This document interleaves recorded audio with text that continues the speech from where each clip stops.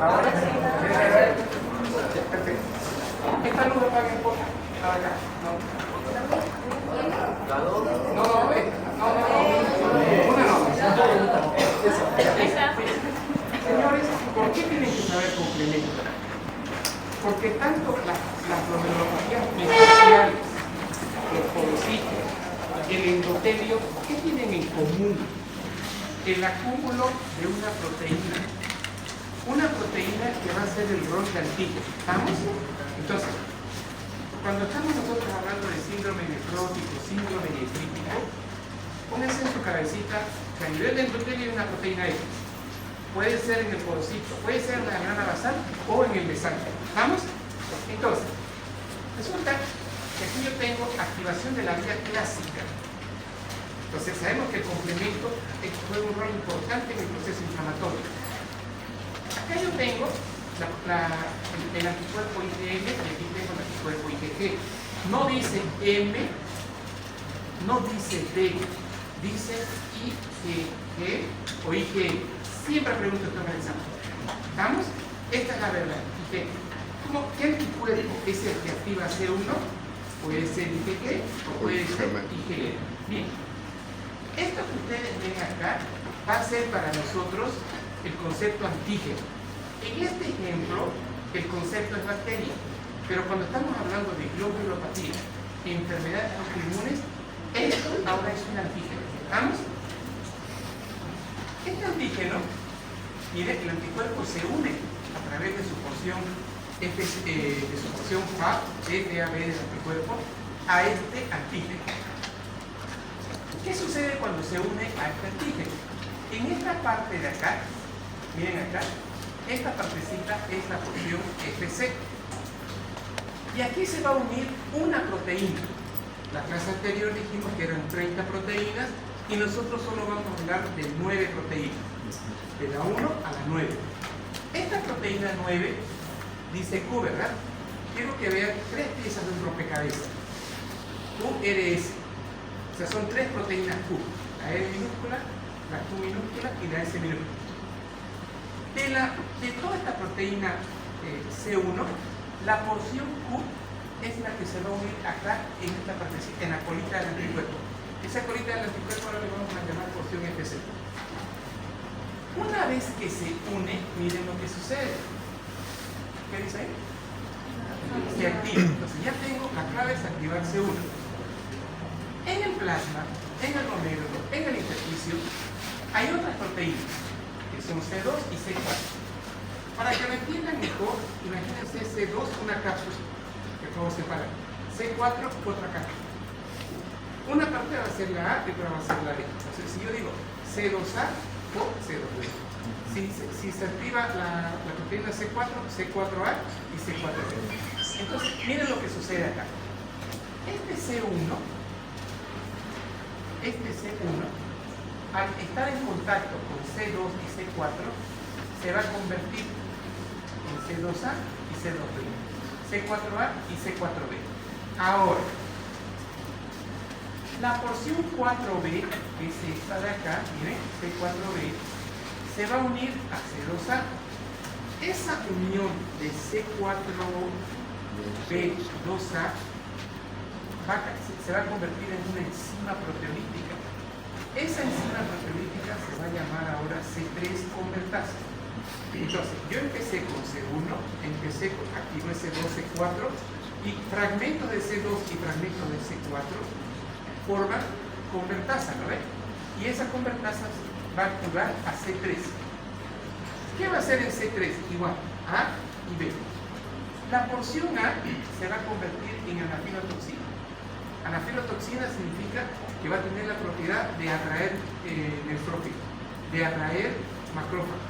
Entonces, fíjense este detalle.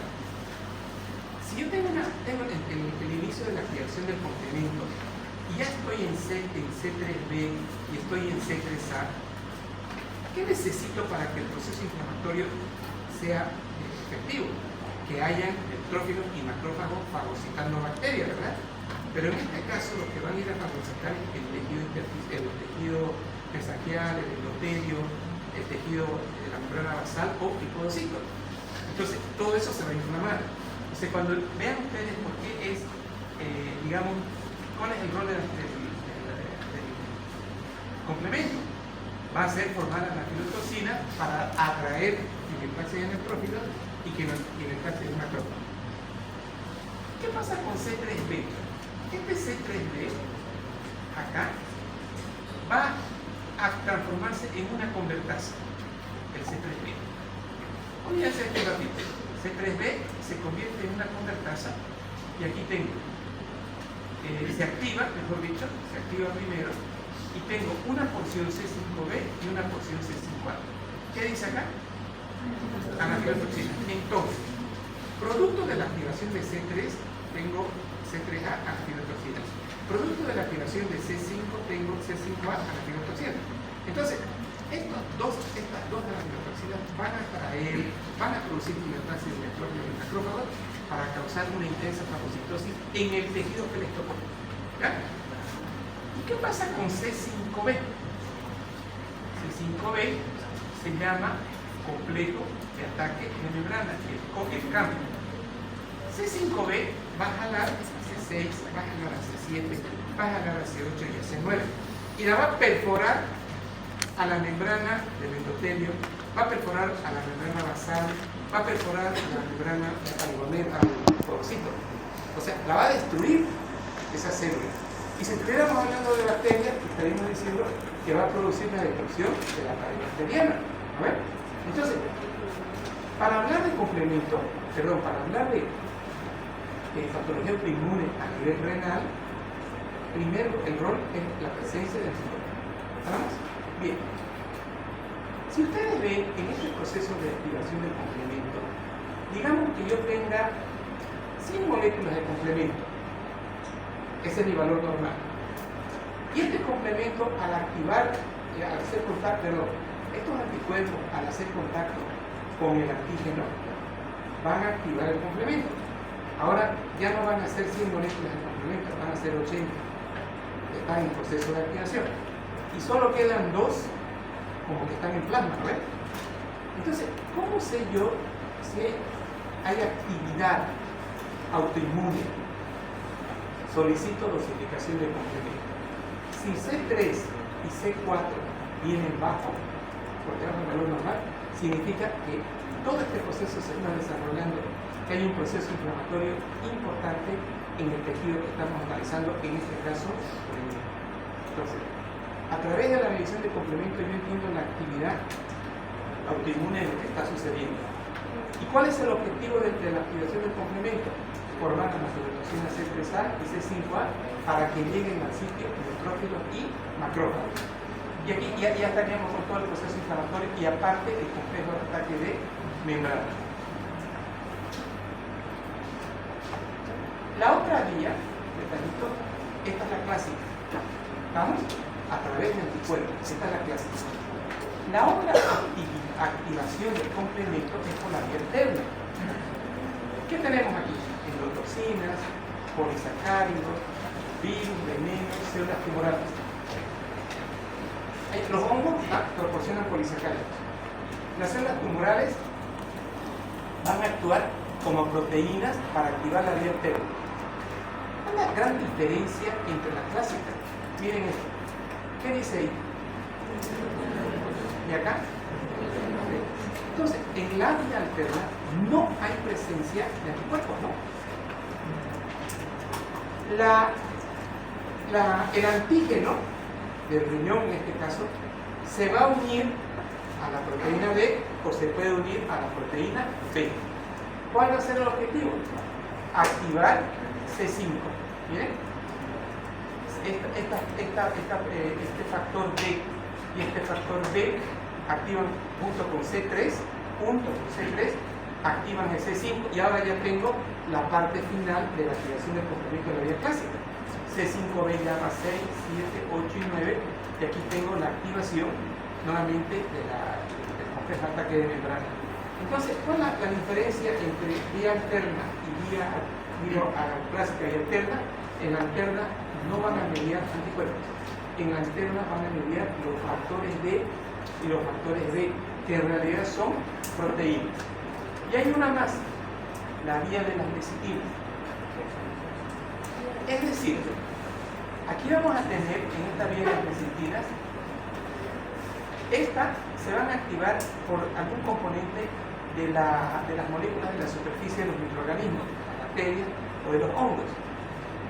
Esta unión de manosa o de lecitina, o sea, la lecitina va a ser un componente de las bacterias. Esto es lo que se va a unir, miren acá. ¿Se acuerdan que les dije que C1 tiene tres partes, no? U, R y S. Se puede unir a la porción S o a la porción R del complemento de C1 y esto va a activar a C1. No son las lecitinas o las manosas de las bacterias. Esto activa a C4 y C2. Y aquí ya tenemos C4 convertasa que actuaba sobre C3. Aquí tengo C3b y aquí voy a tener la activación de C5. ¿Estamos? Entonces, hay tres tipos de activación. Una vía anticuerpo, otra vía factor B y D, y esta tercera que sería a través de la unión de activación de CR o de C1S o C1S para activar que se va a unir a la manosa o a la lecitina, y esto va a dar origen a la activación de C4 y de C2, y después C4 y C2, sus fragmentos C4b, 2a y C3 van a activar a C3 y C3b, y C3 se va a convertir en C3b, y siempre C3b activa a C5. Entonces, esto quería, digamos, en primer lugar, aclararles. Y ahora ya vamos a entrar en el tema de síndromes clínicos. Les pedí que lean un poquito lo de Uribe, sé que lo han hecho. Vamos a trabajar sobre eso que acaban de leer, pero desde el punto de vista del curso.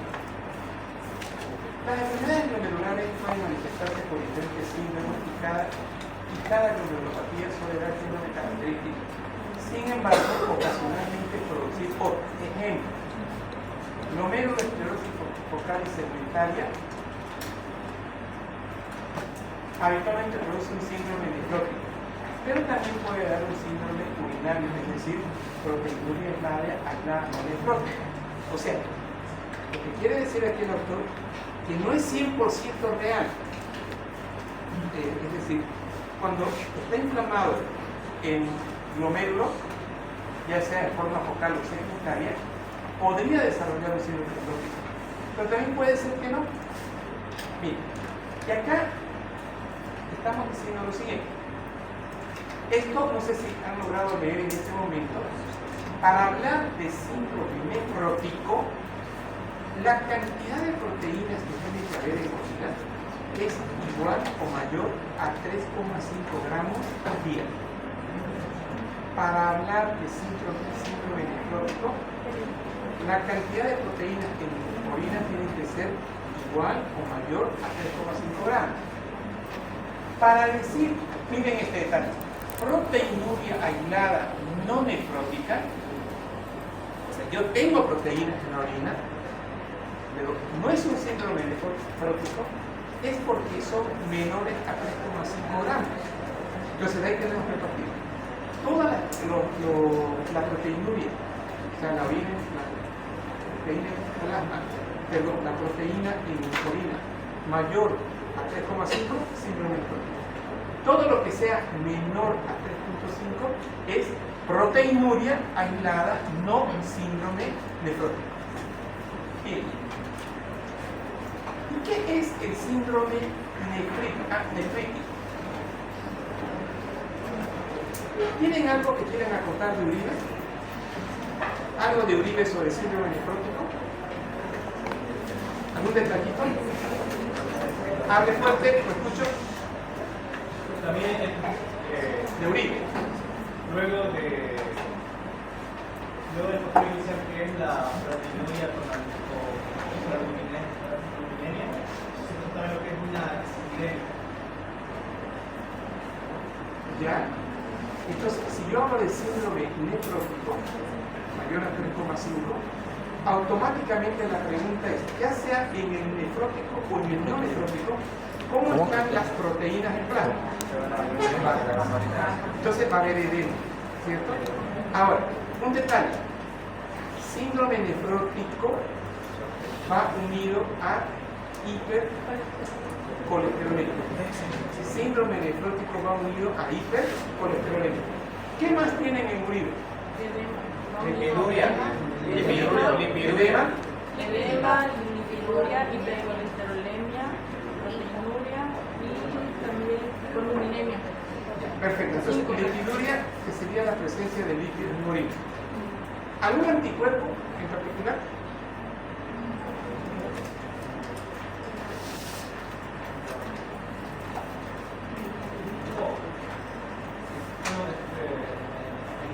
Por la misma proteinuria va a haber una disminución de producción Ayúdense, vea el libro.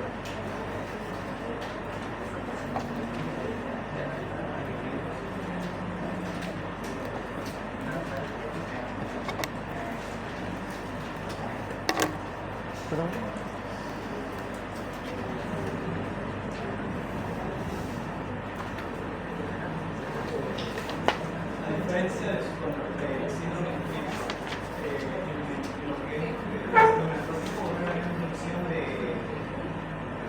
inmunoglobulinas debido por la síntesis excesiva para empezar a recuperar la proteína. A ver, lea lo textual. No. Lea textual. La mayor susceptibilidad a infecciones tiene diversas causas. La pérdida significativa de inmunoglobulinas, principalmente la IgG, proteínas del complemento, factores proteínas, limita la oxidation y la capacidad fagocítica. ¿Imita? Limita. ¿Qué imita? Limita la oxidation y la capacidad fagocítica. Limita la disminución de ciertos factores del complemento y de las inmunoglobulinas, principalmente la IgG. ¿Les quedó claro eso? ¿En qué página está eso? En la página 500. A ver, cuéntame, subir el cosa. ¿502? 500. ¿La luz? ¿Por En favor, la luz? primera columna, en Susceptibilidad a infecciones. La luz, por favor. Ya, un detalle. Un detalle. Que quede harto por leer. A ver, un detalle. La pregunta es, ¿por qué en el síndrome nefrótico las personas tienen tendencia a las infecciones? Eso lo estamos viendo como susceptibilidad a infecciones. ¿Por qué?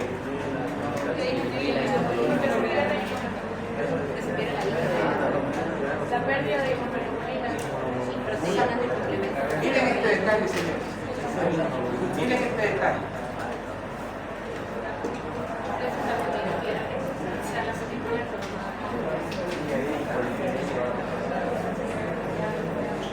Miren este detalle.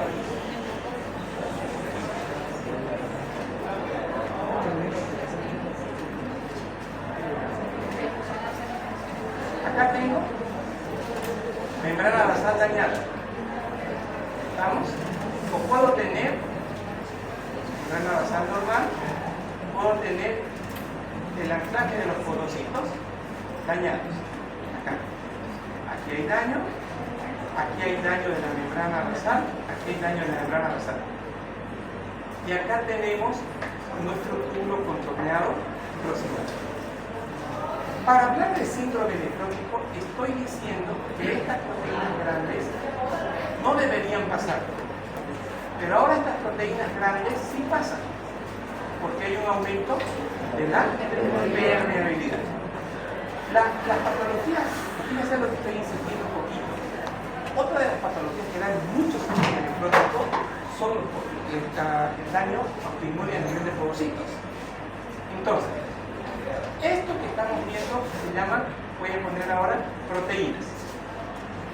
Pero pongámosle nombre a las proteínas. Dijimos en la primera parte de la clase anterior que el riñón puede filtrar inmunoglobulinas. Y decíamos también hace un momento de que las proteínas encargadas de nuestro sistema de defensa eran IgG, IgM, ¿verdad? Eso es lo que dijimos. Entonces, si yo filtro IgG, IgM, aumenta mi filtrado glomerular por este aumento de la permeabilidad. ¿Cómo van a estar mis niveles de IgM en sangre? Bajos. Un detalle. El otro detalle. Cuando yo les dije a ustedes que los anticuerpos, el antígeno, que en el caso del estudio del síndrome necrótico, ese antígeno ya no va a ser bacteria, sino va a ser un antígeno en el dibujito que les mostré.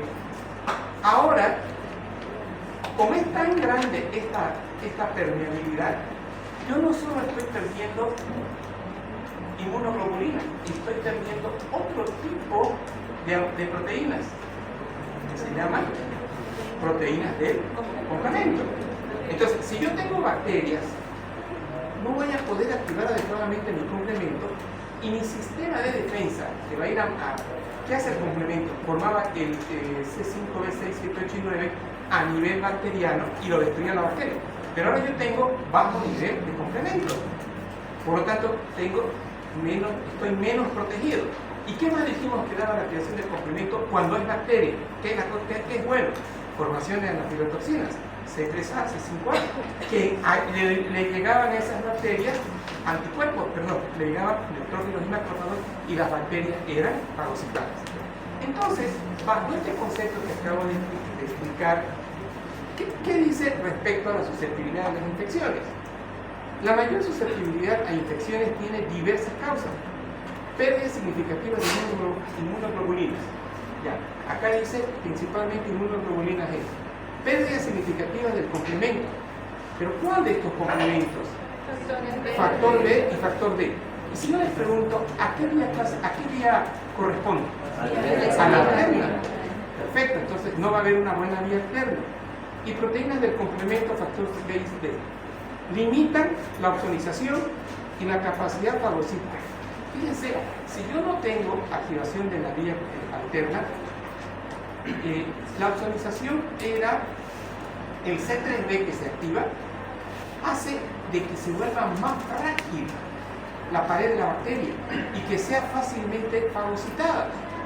Entonces, si ya no tengo un C3b ahí, porque se están eliminando mis factores B y D, automáticamente la bacteria va a estar más dura, no va a ser fácilmente fagocitada, porque para que sea fácilmente fagocitada, yo necesito C3b. Y eso se llama opsonina. Entonces, al no haber opsoninas, mi bacteria no va a ser fácilmente fagocitada. Por eso digo, se pierde la capacidad, se limita la opsonización y la capacidad fagocítica. Y hace más frecuente los procesos de infección por gérmenes encapsulados, como es el caso de la peritonitis por neumococo frecuente en la población infantil.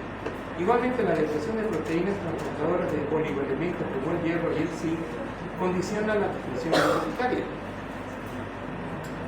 Las infecciones de los tejidos blandos por estreptococo beta hemolítico son más frecuentes en los adultos, principalmente en las áreas con demasiado de beta. Voy a hacer un alto acá donde dice la depresión de proteínas transportadoras de oligoelementos como hierro y zinc. Señores, ¿qué significa esto?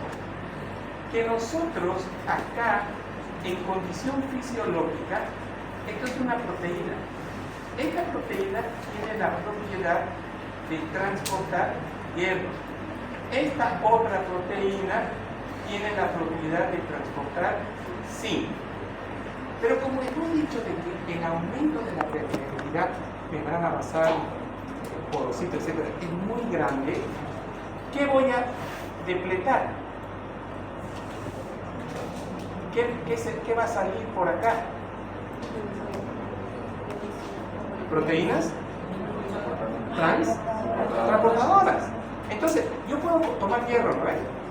Pero si no tengo quien lo transporte el hierro, voy a hacer anemia. Si yo tengo zinc y no se me puede unir a mi proteína porque las estoy depletando, voy a tener un problema de depresión de zinc. Entonces, ¿cuál es el mensaje? ¿Qué es lo nuevo para ustedes? No solo es albúmina que se depleta, también es IgG, IgM, proteínas transportadoras de hierro, proteínas transportadoras de zinc. Entonces, estos pacientes prácticamente, vean ustedes, van a entrar inclusive en un cuadro de nutrición. Ya sabemos que el paciente tiene edema por esta pérdida masiva de diferentes tipos de proteínas y albúmina más. ¿Vamos? Y albúmina más. Entonces, estos pacientes van a ser susceptibles de infecciones, susceptibles de anemia, susceptibles de disminución de zinc, y el zinc cumple muchas funciones coenzimáticas. Bien. ¿Qué creen que puedo plantear de acá?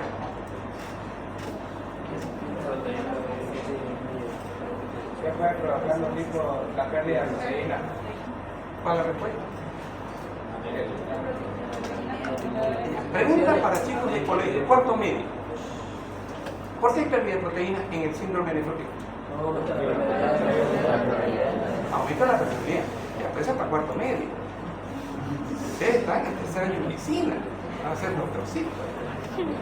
Pregunto. ¿Qué produce el aumento de la permeabilidad? Un daño Empieza con A y termina con O. Y tiene que ver el complemento. Autoinmunitario. Señores, la palabra autoinmunitario, ¿qué significa entonces? Un anticuerpo que ataca un antígeno que me va a activar ahí al complemento, me va a activar las opsoninas. Y todo esto, ¿qué va a dañar? Membrana basal, podocito, intersticio. Consecuencia del daño intersticial tratado de membrana basal, aumenta la permeabilidad, por los cuales pueden haber proteínas transportadoras, inmunoglobulina M, inmunoglobulina G, albúmina. Entonces, y la susceptibilidad para las infecciones va a ser por el déficit de factor D, el déficit de factor D y B, factor D y B, las inmunoglobulinas. Entonces, esto está dando la susceptibilidad de tipo infeccioso. Ahora, ¿qué más nos trae acá el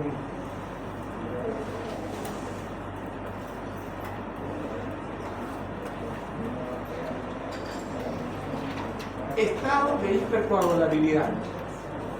Al igual que el resto de las proteínas plasmáticas filtradas y eliminadas por la vía renal, las involucradas en la cascada de la coagulación se ven también afectadas conforme evoluciona el síndrome nefrótico. Se establece un desequilibrio entre los factores procoagulantes y anticoagulantes debido a la filtración de antitrombina 3 y el factor de von Willebrand, entre otros, así como niveles elevados de fibrinógeno, que no se filtra, el fibrinógeno. Además, existe una mayor tendencia a la agregación plaquetaria y puede verse agravada por la hemoconcentración secundaria a la depresión de volumen. En general, se habla que hasta el 10% de los adultos y 2 de los niños presentan episodios de trombosis durante un curso de síndrome nefrótico, que pueden ser tanto arterial como venoso y se presentan con una mayor frecuencia en la glomerulopatía membranosa. Estoy hablando de podocito, glomerulopatía membranosa, que habíamos dicho que es la que más, cuando está afectado el podocito, la que más proteinuria da. La pregunta que quiero que ahorita me busquen en el chat es: ¿cuál es la función de la antitrombina 3 y cuál es la función del factor de Willebrand?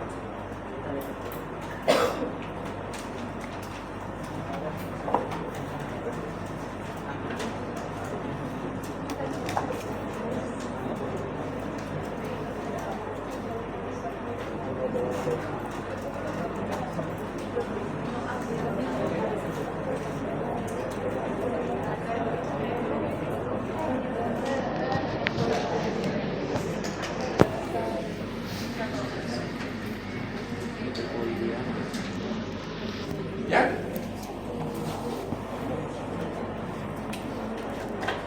Explíquenme. Función del factor de von Willebrand y función de la antitrombina 3. Lea. Antitrombina 3, su función es un anticoagulante natural, su función principal es inhibir la acción de la enzima de la cascada de la coagulación, específicamente trombina, factor 10A y en menor medida factores 9A, 6A y 7A. Trombina. ¿Cuál más? Trombina. ¿Qué más? Trombina, factor 10A. Hasta llegué, nada más. Ahora voy a decir por qué. ¿Cuánto es suficiente? Ya. Función de la William Bradley. Adhesión plaquetaria,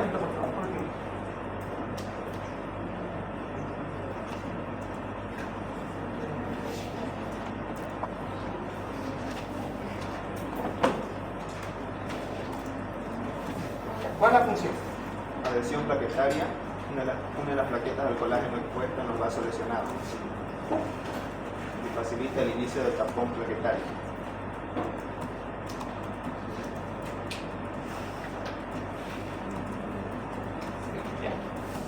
Y hablábamos del fibrinol. Bien, ahora miren esto.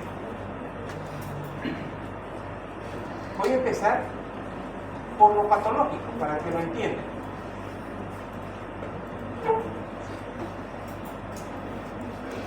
Están ustedes ya como médicos y dentro de su día de turno les llega un paciente de sexo femenino. Miren esto. Esto que pasa. ¿Qué pasa? ¿Qué es esto? ¿Vale? Ahí arriba. A ver, ¿qué sigue? ¿Ahora? Escuchen de nuevo. Esto es un músculo. Esto es una pierna. Estas son las uñas. Le llega el paciente porque tiene un edema del músculo. Y le dice a la señora, yo tengo síndrome de Stockholm. Si el edema es grandote, como les estoy mostrando, lo más probable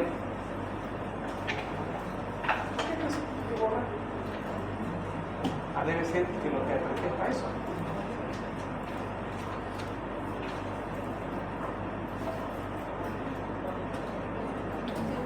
¿Qué borra? Es el dedo. Ajá, está contigo. ¿Qué tengo que activar? A la derecha. Arriba a la derecha. Ahí. Acá, Ahí, sí, sí. Oigan, Para ver la lápiz.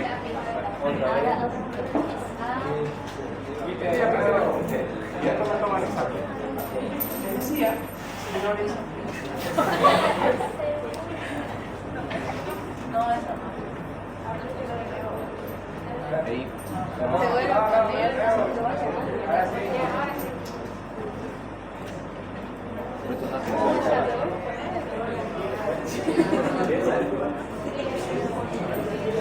se ha activado.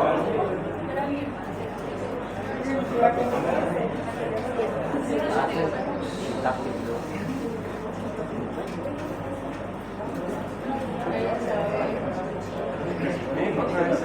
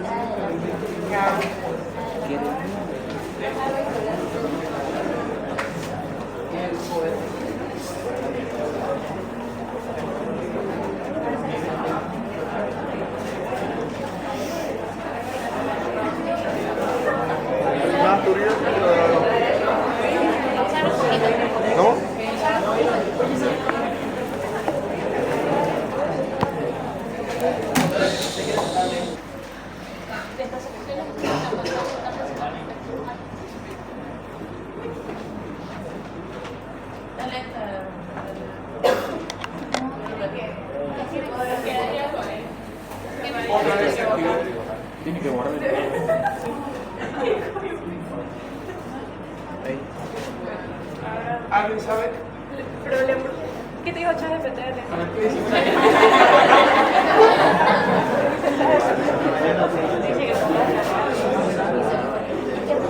Tiene un cuadro, tiene que borrar. Hay un cuadro que lo borre. No, no, a la derecha, a la derecha, a la derecha. Aquí tiene un cuadro.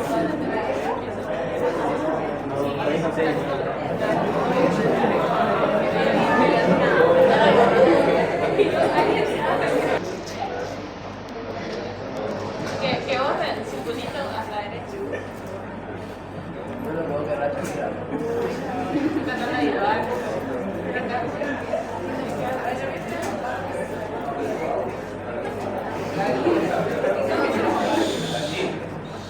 Les decía lo siguiente.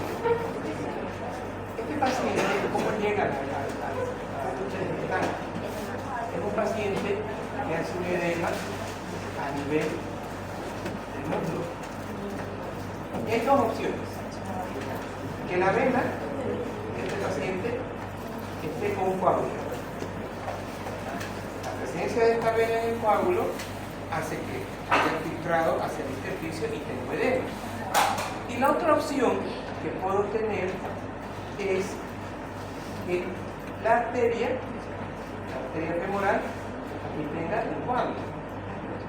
¿Cómo yo reconozco una trombosis venosa arterial? Las venosas son muy aparatosas, dan mucho edema, las arteriales, las venosas, y las arteriales dan poquito edema. Bien, entonces, ya sabemos que en el síndrome nefrótico están las infecciones, hay propensión, pero ¿qué pasa respecto a lo que vendría a ser este concepto de por qué se forman estos coágulos? ¿Por qué trombosis? Esa es la pregunta. Y acá, dentro de lo que acabamos de revisar, vimos de que la vitamina 3 inhibe la enzima de la cascada de la coagulación. Y me estoy concentrando en trombina y me estoy concentrando en factores bien activados. Si ustedes recuerdan, cualquier elemento que hace que se forme un coágulo es factor 12, 11, 9, 10 activado. Entonces, me está diciendo que la antitrombina inhibe al factor 10 activado. Entonces, cualquier acción que sucede en nuestro organismo que quiera formar un coágulo, ¿qué yo tengo? Antitrombina 3. Es una proteína totalmente protectora para la inhibición y la formación de coágulos, porque me está manteniendo, me está disminuyendo el factor 10 y me está disminuyendo lo que vendría a ser la trombina. ¿Por qué? Una vez que el 10 se activa la protrombina, trombina, fibrinógeno y los fibrina. Entonces, nosotros, ¿por qué no tenemos coágulos? Porque tenemos factores anticoagulantes. Ejemplo, antitrombina 3.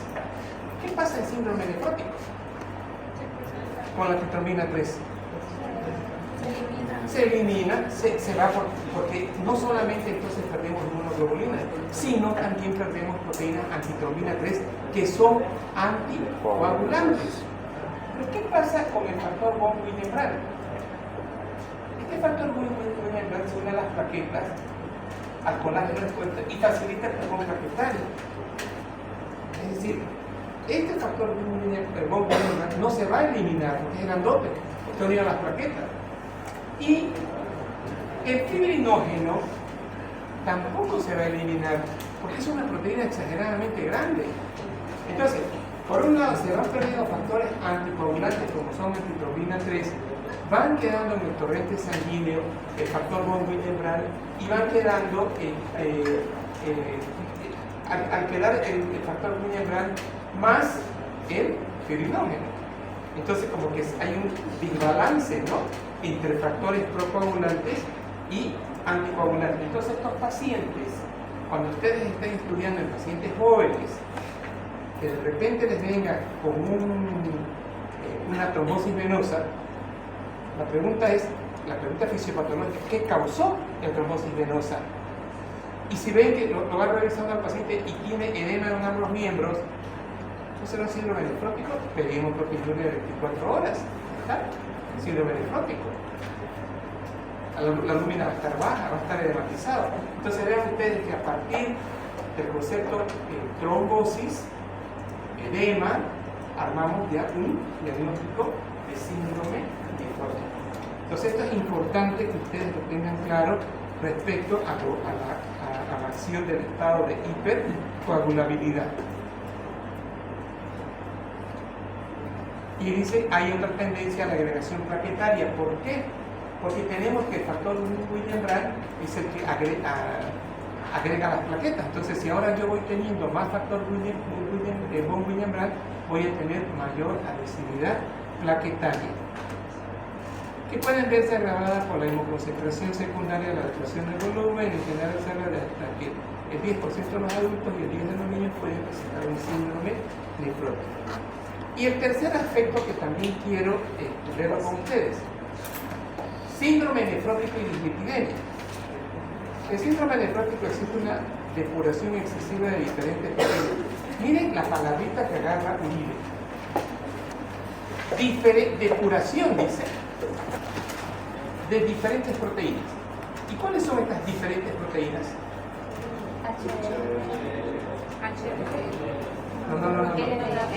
No, acabamos eso.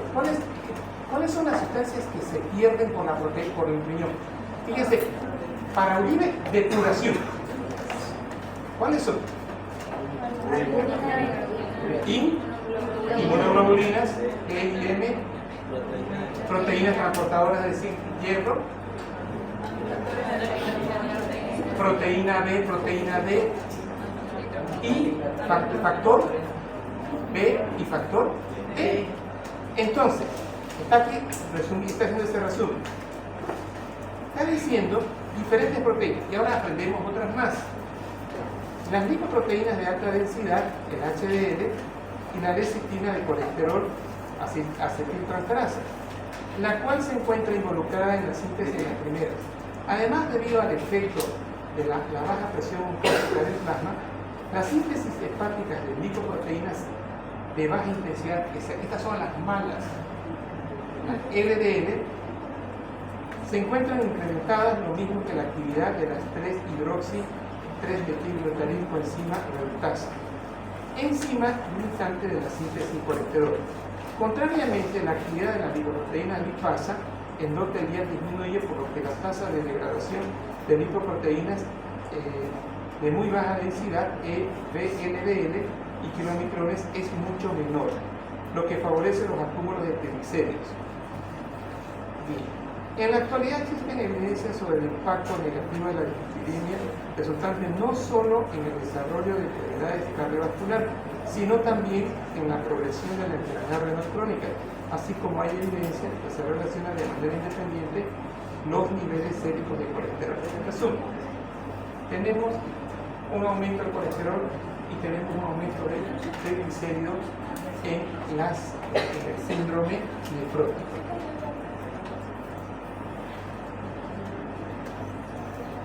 Bien.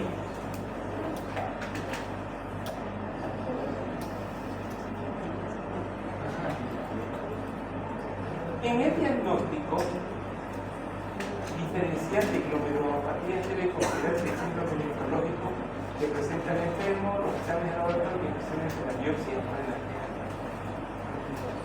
microscopía de luz, condiciones de macrocilina y eosina e implementación argénica para detectar las citologías gramos basales.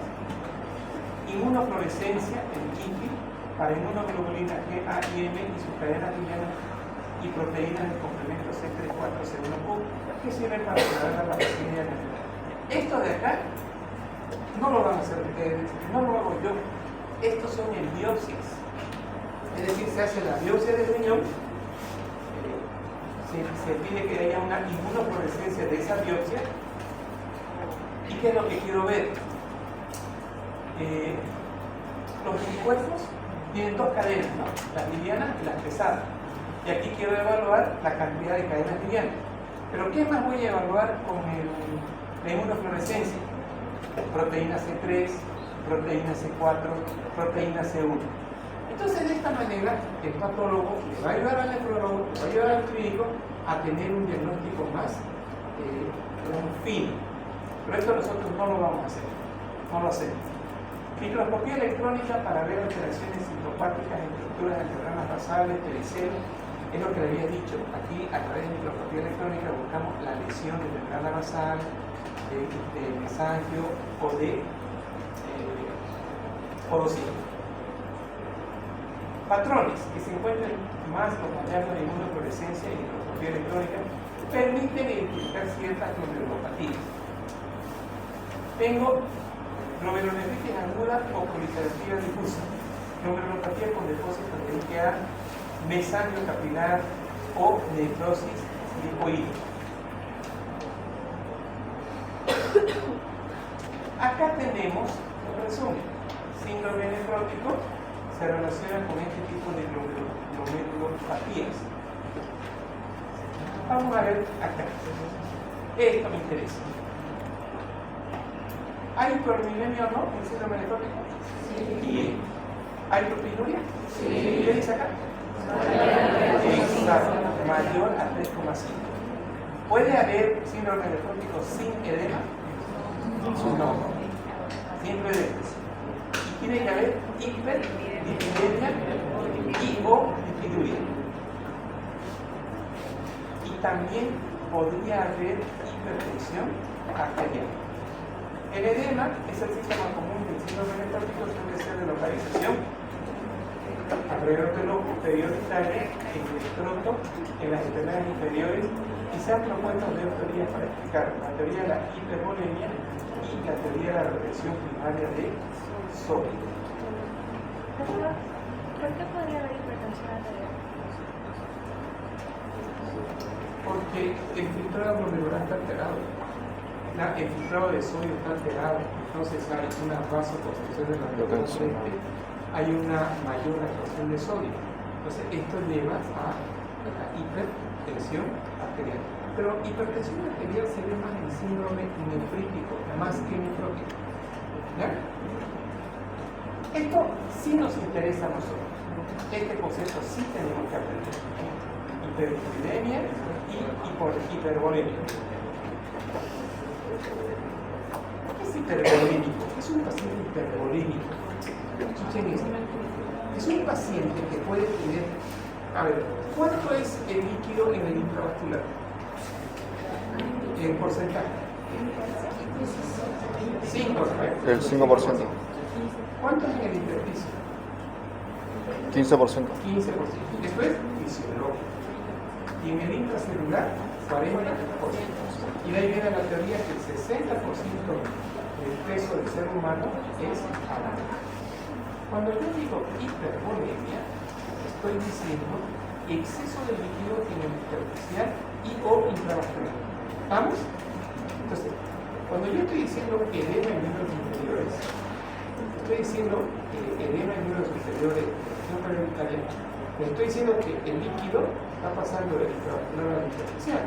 Entonces, el intersticial ya no tiene 15%, tiene 30 a 25%. Eso sería hipervolemia.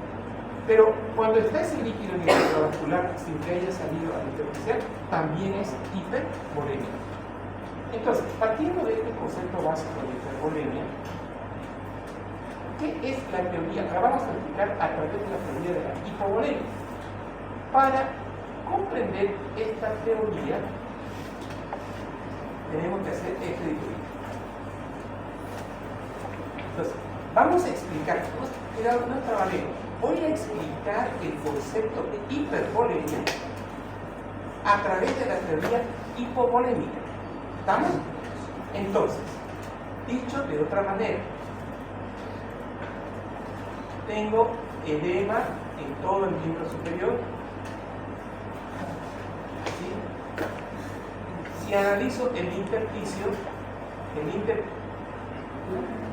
el intersticio de este paciente está con abundante agua. Esto se llama hipervolemia. ¿Estamos? Bien.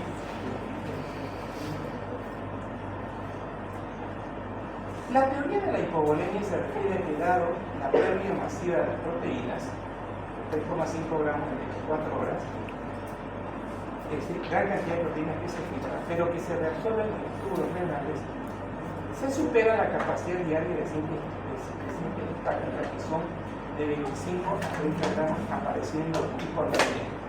Primer desbalance. Normalmente, esto ya es recordatorio de fisiología, 25 a 30 gramos de producción de albúmina, de proteínas, y se pierde más de los 30 gramos. Por lo tanto, si yo pierdo más de los 30 gramos, hago hipoalbuminemia. Bien, ya tenemos que partir ahora del concepto hipoalbuminemia, la cual produce una caída de la presión oncótica. Esto también ya lo sabíamos. Que facilita que se acumule líquido en el extracelular, es decir, edema intersticial. Del mismo modo, estos capilares rápidamente vaciados de volumen implicarán una contracción relativa del volumen intraocular, es decir, del volumen efectivo circular, que terminará siendo interpretado erróneamente como contracción del volumen del espacio extracelular por los cuerpos carotenianos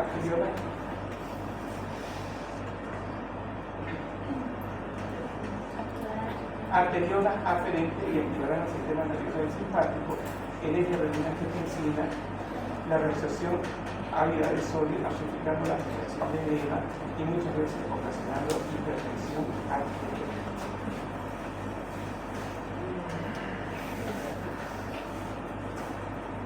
Con una palabra, ¿a qué se parece la hipovolemia?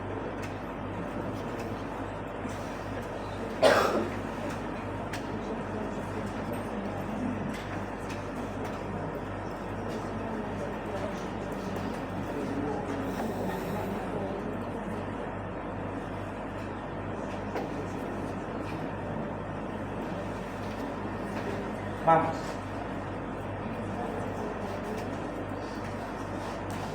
Debería ser facilito. Ventrículo izquierdo. Aorta, ¿no hay? Capilares. Voy a poner así mis capilares. Voy a poner el sistema venoso. Bien. Esta imagen que acá la voy a ampliar. ¿Cómo están las proteínas en el síndrome de Crohn? ¿Dónde se va el agua? Ahora, si el agua se va al intersticio, ¿cómo está el retorno venoso? Bien. El edema. Este edema, ¿qué va a causar? Hipovolemia.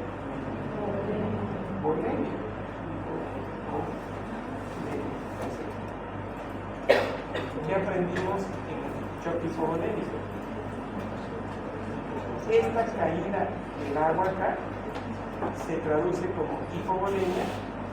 Esta hipovolemia se va a traducir como hipovolemia acá. Y si este es un riñoncito, ¿cómo va a estar? Si es hipovolemia, ¿cómo va a estar la presión de perfusión acá? ¿Qué se va a activar? Entonces, ¿qué lleva a la hipovolemia? La extravasación de líquido. Exacto. La hipoalbuminemia genera extravasación de líquido al intersticio, consecuentemente disminución de retorno venoso. Y aquí tengo, obviamente, el tercer espacio. Ahora, la hipovolemia que activa. La hipovolemia activa sistema renina-angiotensina.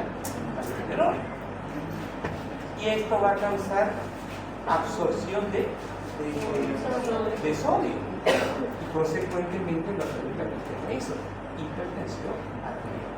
Entonces, ¿cuál es el objetivo de la activación del sistema renina-angiotensina? Querer compensar esa hipovolemia. Pero en ese afán de compensar la hipovolemia no lo va a lograr.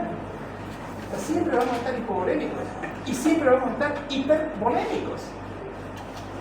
O sea, hipovolémicos porque el líquido se extravasa. Hipervolémicos porque siempre el líquido va a aumentar en el espacio intersticial. ¿Cuál es el tratamiento del síndrome de Crohn?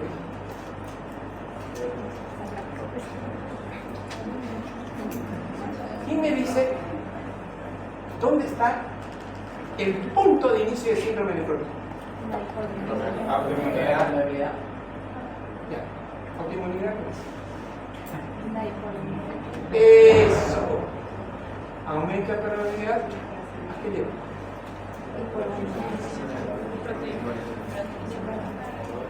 Caída de las proteínas intracelulares. Entonces, ¿cuál es el tratamiento? No. Preguntas de Reyes. Así les hagan las médicos. Si sufre la capital de Bolivia, diga usted que sufre. Pregunta al estudiante, o Reina. Si la hipovolemia es la causante, si la albuminuria es la causante de hipovolemia, ¿qué debemos tratar? La albuminuria. ¿Y qué causa la albuminuria? Arriba. Autoinmunidad. Y allá arriba complemento, ¿no? Entonces, ¿qué debemos tratar? ¿Bajar la autoinmunidad? ¿Cierto? Porque ahí está el problema. Activación del complemento, y esa activación del complemento es la que me va a generar el proceso inflamatorio. ¿Y qué le voy a dar? Si está muy baja la cantidad de proteínas, sí hago tratamiento sintomático con alguna. Pero básicamente tengo que frenar la autoinmunidad. ¿Qué es lo que aparte tengo que ayudarle? ¿Hay una epidemia? Sí, tengo que dar medicamento para la epidemia. ¿Y qué voy a hacer con los factores procoagulantes? Si mejoro la membrana basal, si mejoro el podocito, se va a filtrar menos angiotensina 3, ¿verdad? Entonces eso va a mejorar y momentáneamente le daré sostinemia por su anticoagulante al paciente, porque el 10% de los pacientes hace síndrome de trombosis venosa o trombosis. Entonces ahora sí, ya lo entendieron. ¿Qué tiene que ver el simpático en esta historia? ¿Por qué la meten al simpático en esta historia? ¿Qué necesito en el choque hipovolémico para que se active el simpático? Eso, disminución de la presión carotídea, porque está en shock, ¿verdad? ¿Y esta hipovolemia llevará a una disminución de la presión carotídea? Sí. Entonces automáticamente se va a activar el simpático. Entonces de ahí viene, ¿no? Que a nivel de los senos carotídeos se manda una señal al bulbo y se activa el simpático. ¿Para qué? Para compensar la hipovolemia. Y la caída de la presión de perfusión a nivel renal va a llevar a la activación del sistema renina, angiotensina, alto sistema. Esta teoría es bastante popular e intuitiva, no explica el por qué en algunos casos el edema desaparece cuando la hipoalbuminemia no se haya corregido. O sea, estoy hipoalbuminémico y no tengo edema. En este caso se invoca que la enfermedad renal estrofidental estimula primariamente la restricción masiva y no regular el sodio responsable de la expansión del volumen. Vamos a ver. Esto de acá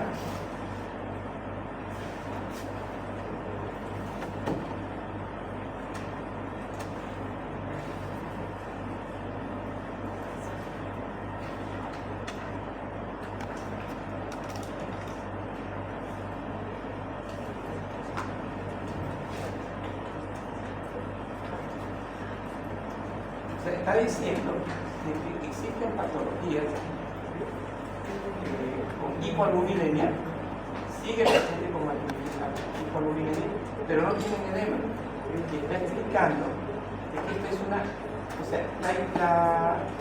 el edema está mediado por renina, angiotensina, aldosterona. Y acá está diciendo que la aldosterona estamos hablando de intensa liberación de sodio. O sea, no se está, por mecanismos que todavía no conocemos, no se está activando el mecanismo de la renina angiotensina. O sea, ¿puedo tener un síndrome nefrótico? Sí, sin edema. Puede haber, pero no es lo habitual. Lo habitual es síndrome nefrótico con edema.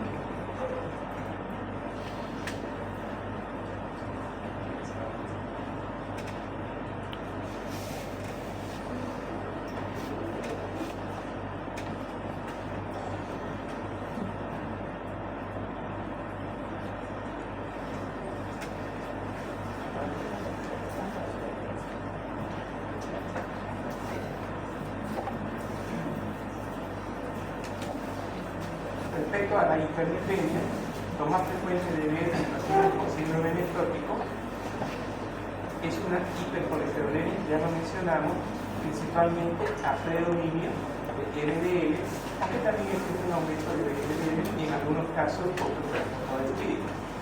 Es característico la hipercolesterolemia como aumento menos pronunciado del colesterol de HDL. O sea, ¿cuál de los dos predomina? LDL. Siempre las dislipidemias, lo que más predomina es LDL.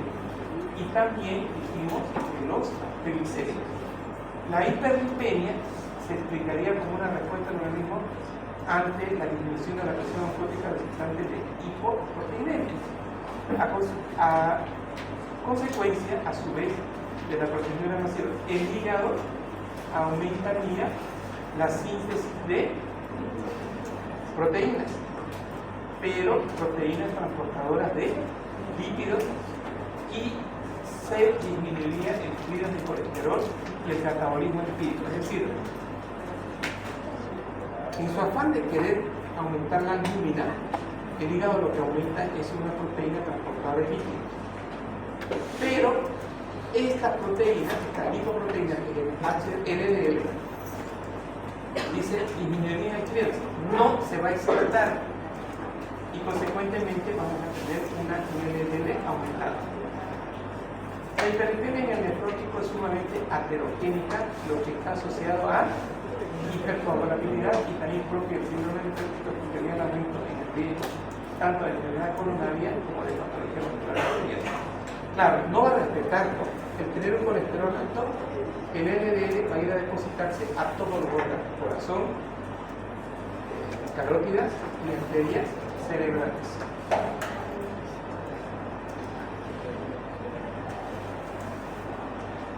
A su vez, la hiperlipemia aumenta la injuria renal y contribuye directamente al daño glomerular y tubo intersticial. Los líquidos se depositarán en el riñón, provocando una infiltración de monocitos en el espacio mesangial.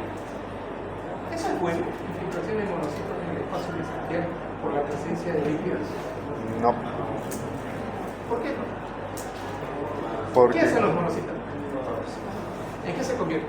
macrófagos. ¿Qué hacen los macrófagos? Fósiles. Y estaríamos en un mayor proceso inflamatorio.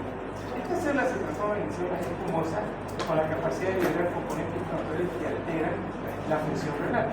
Paralelamente, el LDL aumenta la síntesis de componentes de la matriz celular y lleva a la microcirculación mesangiales, mediadas principalmente por tromboxano A2. O sea, sí o sí tenemos que bajar nuestro colesterol plasmático en el paciente con síndrome nefrótico porque va a coadyuvar en el proceso inflamatorio a nivel de células mesangiales. Las infecciones ya dijimos que sufren el síndrome nefrótico se relaciona con la disminución de inmunoglobulina, ya dijimos. Y también dijimos la G, el factor B del complemento. Esta hipogamaglobulinemia predispone a la infección, principalmente en la diabetes. Ustedes saben la enfermedad que tiene nuestro gobernador en la casa. Una gamapatía. Una gamapatía. O sea, las gamapatías están relacionadas con inmunoglobulinas. O sea, la gamapatía se caracteriza por tener una disminución de IgG y IgM. Existen gamapatías primarias como la que él tiene o gamapatías secundarias como síndrome nefrótico. Por eso aquí dice hay una disminución de la inmunoglobulina protectora por el aumento del fluido renal, proteinuria, principalmente de IgG, B y D. Subrayen esta hipogamaglobulinemia predispone a infecciones, principalmente porque es muy determinada como lo son pacientes que van a ser fácilmente neumonía, pacientes que van a ser hemófilos de influenza y miserias catarrales. Ahora, los pacientes con síndrome nefrótico, ¿por qué hacen fácilmente una neumonía por neumococo o una influenza?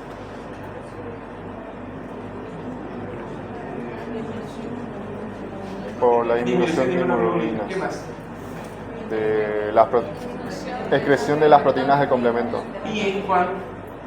20. Hay que la N acá. No, ¿verdad? Estoy regalando preguntas del examen.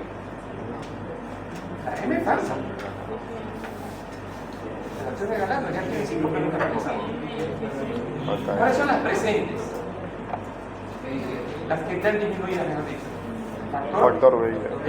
Factor de complemento y B. Esa es la pregunta 5. La pregunta 6.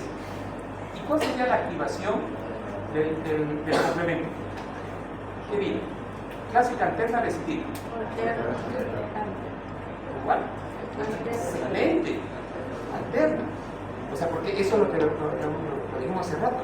La alterna se relaciona con la activación del factor B y del factor D. La otra es la vía de la lecitina con manosa. Y la otra es del anticuerpo IgG y IgM con C1. Y la alterna es BD y la lecitina con el factor C1Q y el factor E. ¿Cierto? ¿Le captaron ya? Y fíjese la pregunta, ¿no? Siguiendo con la respuesta anterior, explique usted cuál es la vía del complemento que se activa.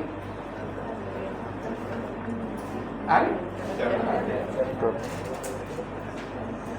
Vamos a ver, ¿qué aprendimos de hipercoagulabilidad en el libro de nuestro Uribe? ¿Qué está más y qué está menos? ¿Anti? ¿Qué está alto? ¿Qué está alto? ¿Sí? ¿Urinógeno? El factor de y pirinógeno. ¿Cierto? Dale, mejora tu inglés. No le encontraste Winnie Brown. ojo, membranosa o glomerulonefritis membranosa proliferativa presenta fenómeno de trombosis. ¿Cuánto por ciento es la frecuencia de la trombosis en el síndrome nefrótico? 10%. Especialmente, pero no exclusiva, venoso. O sea, piensa lo que les dije hace rato. Es más venoso que arterial. Este trastorno está dado principalmente por una síntesis exagerada de, ¿qué dice? Factores procoagulantes. Pirinógeno ya sabíamos. Factor 5 no sabíamos y factor 8 tampoco sabíamos. O sea, miren, por un lado, el hígado está produciendo factores procoagulantes, el pirinógeno, el factor 5 y el factor 8. Por otro lado, ¿qué está perdiendo el riñón? Factores anticoagulantes naturales. Mencionamos antitrombina 3, proteína C y proteína S.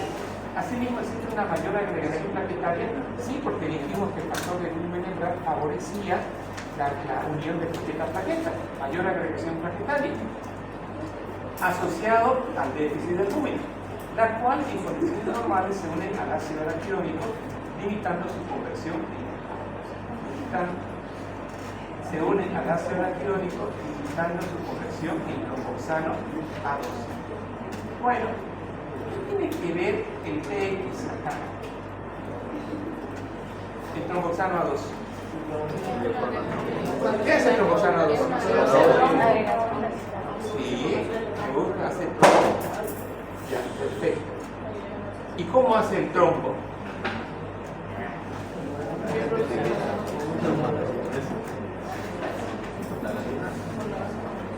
Si yo tengo, a ver, escuchen,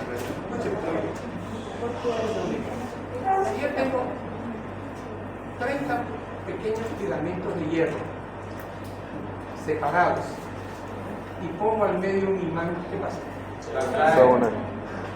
¿Qué hace el tromboxano A2? Agrega, correcto, señores. Tromboxano A2 agrega plaquetas. Ahora escuchen, vamos a concepto.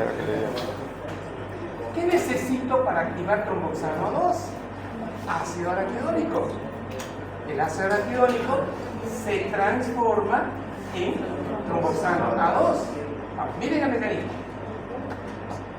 Dice, existe una mayor agregación plaquetaria asociada al déficit de albúmina. Bien.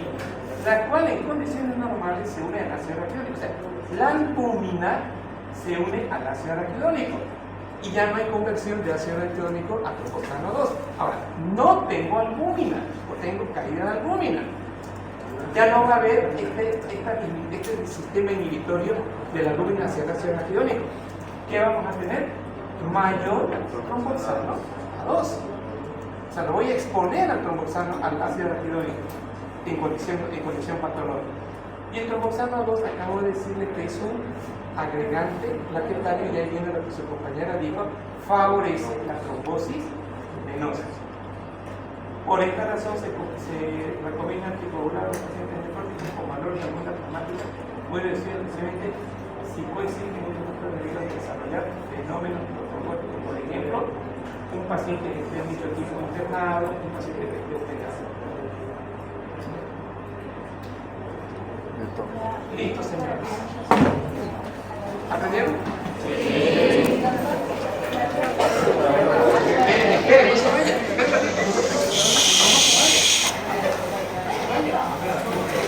Esperen un ratito. 3 minutos para que cada alumno cierre su libro y diga esto aprendió. Repito, esto que van a decir ahorita en su cabeza es lo que se les va a quedar hasta el examen. Hagan un recuerdo de lo que aprendieron. Y si ven que no aprendieron nada, pasamos clase. Vamos, vamos, hagan el ejercicio. Nos quedamos hasta las 12. Vamos, hagan el ejercicio. Ya. Dame tu libro.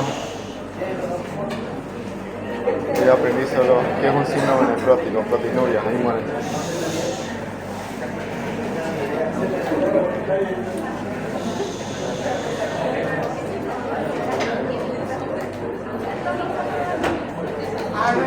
No debe volar una mosca, que todos están pensando. No filtren conocimiento. Que no se sabe.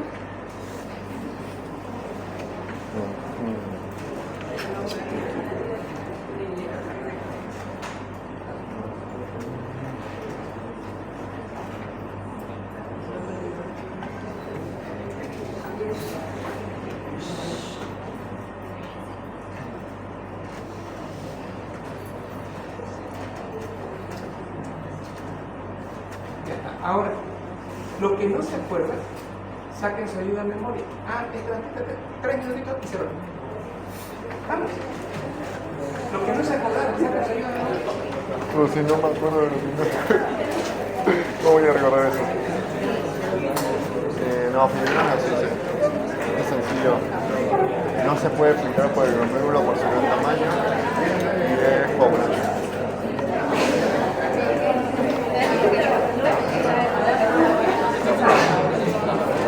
Bien, puede a la lista. Ya, la lista tenganla y se van, por favor. Muy importante. No pasó acá.